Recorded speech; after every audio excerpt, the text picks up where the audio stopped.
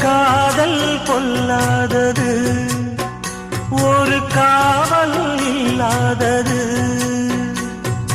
ஊதக்காத்தில் வஞ்சி மாது ஒத்தையிலே வாடும்போது போர்வை போல பொத்தி அணைப்பே.